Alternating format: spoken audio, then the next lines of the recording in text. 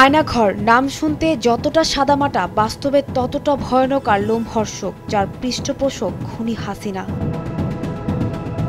আলো বাতাসবিহীন এক একটি কক্ষই বলে দেয় কতটা ভয়াবহ ছিল বিরোধী দল ও মত দমনে হাসিনার স্বৈরশাসন।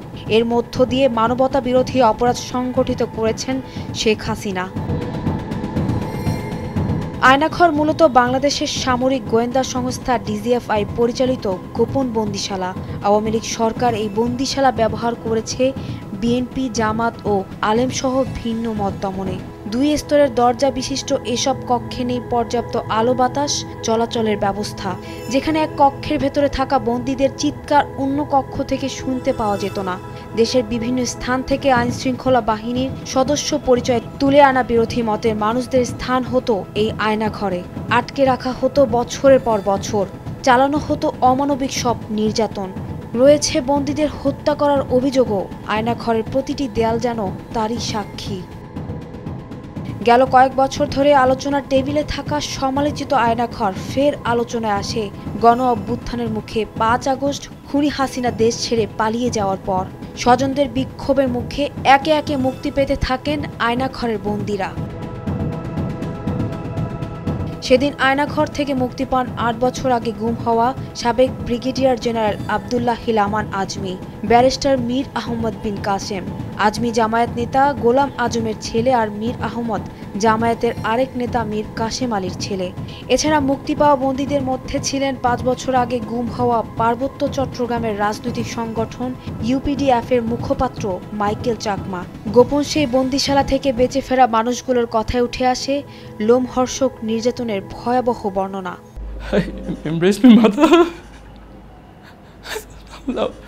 I thought I'll never see these faces again. I gave up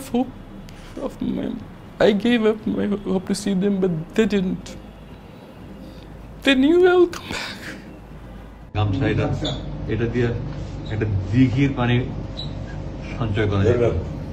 এটা যদি করছো এটা দিয়ে ৮ বছর কি করছো? প্রথমে নিয়েছিলাম আমি গরমের সময় নামাজ পড়ার জন্য, কিন্তু চোখের পানি মুছতে মুছতে মুছতে মুছতে এটা যে পরিমাণ চোখের পানি মুছছি, ওটা যদি সেভ করা যেত একটা বড় দিঘি হইতো। দিঘি বুঝো? বিশাল বড় পুকুর। ডিজিএফআই-এর আয়নাঘরের আদলে আইন প্রয়োগকারী বিভিন্ন সংস্থার তত্ত্বাবধানে দেশের আরও গুম ঘর তৈরি করে খুনি হাসিনার সরকার। তেমনি আয়নাঘরের সন্ধান পাওয়া গেছে রাজধানীর মিন্টু রোডে ডিবি কার্যালয়ে, যার কোনো কোনো কক্ষের আয়তন ৪ ফিট বাই ৮ ফিট। ভাবলেই যেন শিওরে উঠে। আয়নাঘরের বন্দীদের লোমহর্ষক নির্যাতনের বর্ণনা শুনে যে কারো মনে হতে পারে সেখানে মানুষকে বন্দী রাখার চেয়ে মেরে ফেলাই ভালো। ভারতীয় সংবাদ মাধ্যমে আনন্দবাজারের এক প্রতিবেদনের তথ্য বলছে, হাসিনার শাসনামলে ২০০৯ সাল থেকে ২০২১ সালের সেপ্টেম্বর পর্যন্ত মোট ৬০৫ জনকে গোপনে বন্দিঘরে রাখা হয়েছিল। আর ঢাকা ভিত্তিক এক মানবাধিকার সংস্থার প্রতিবেদন বলছে ২০০৯ থেকে ২০১৭ সাল পর্যন্ত বাংলাদেশ সরকারের প্রত্যক্ষ পরোক্ষ মদতে নিখোঁজ হন ৪০২ জন। ২০১৪ থেকে জুলাই ২০১৯ সাল পর্যন্ত বাংলাদেশে ৩৪৪ জন ব্যক্তি গুমের শিকার হন, যাদের মধ্যে ৪০ জন ব্যক্তিকে মৃত অবস্থায় পাওয়া যায়। ৬৬ জনকে সরকারি হেফাজতে গ্রেফতার অবস্থায় পাওয়া গেছে। আইন ও সালিশ কেন্দ্রের তথ্য মতে ২০০৩ জন এখনও গুম রয়েছেন। আর এসবই ঘটত খুনি হাসিনার নির্দেশে।